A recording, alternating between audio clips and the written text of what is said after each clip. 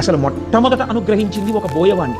వెంకటేశ్వర స్వామి వారికి చామదుంపలు తేనెలో పెట్టి పెట్టి ధన్యత పొందినవాడు ఆయన. ఒక రోజున చామదుంపలన్నిటినీ ఉడికించి మెత్తగా అయిపోయాయని చూసి తేనె పట్టుకొచ్చి దోణిలో పోయివే పట్టుకెడతాను వెంకటేశ్వరుడికి అన్నాడు. ఆవిడ చూసింది తేనె అయిపోయిందండి భార్య. ఆయన అన్నాడు, రా మన ఇద్దరం వెళ్ళి తేనె పట్టుకొద్దాం. పట్టి కొడుకుని పిలిచి అన్నాడు, రే నువ్వు ఈ చామదుంపలు జాగ్రత్తగా చూస్తుండు, నేను అమ్మ వెళ్ళి తేనె పట్టుకొస్తాను. అలాగే నాన్నగారండి అన్నాడు. వాడు కూర్చున్నాడు.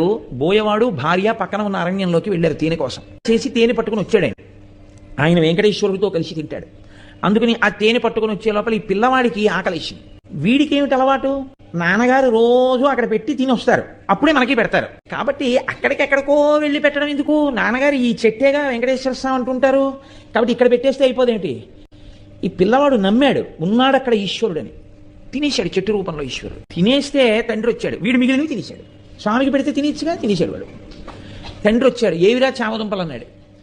నాన్నగారండి ఈ చెట్టులోనేగా స్వామి ఉన్నారన్నారు, మీరు రమ్మన్నాను, ఆకలేసేస్తోంది స్వామి, ఉండలేను నాన్నగారు వచ్చే వరకు, నేను తినాలంటే మీకు పెడితే కానీ తినద్దంటారు కదా నాన్నగారు, మీరు వస్తే నా స్వామి మీరు తినేద్దరు కానీ నేను తినేస్తాను, రండి స్వామి అని అడిగాను. వచ్చారు, పెట్టాను, తినేశారు.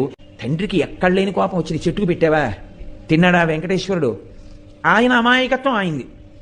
ఎంత పనిచేశావురా అని ఆ చేతిలో కత్తి ఒకటి పట్టుకుని వెళ్ళాడు ఆయన. ఆ కోపంలో ఒళ్ళు తెలియకుండా కత్తెత్తి పిల్లాన్ని కొట్టబోయాడు. చెట్టు రూపంలో ఉన్నాడు వెంకటేశ్వరుడిని నమ్మినటువంటి పిల్లవాడి యొక్క నమ్మకాన్ని రుజువు చేస్తూ ఇలా ఎత్తిన చేతిని చెట్టు రూపంలో ఉన్న వెంకటేశ్వరుడు పట్టుకున్నాడు. ఎవరు పట్టుకున్నారు చెయ్యని వెనక్కి తిరిగి చూశాడు. చతుర్భుజుడైనటువంటి స్వామి పట్టుకున్నారు అతని చేతిని.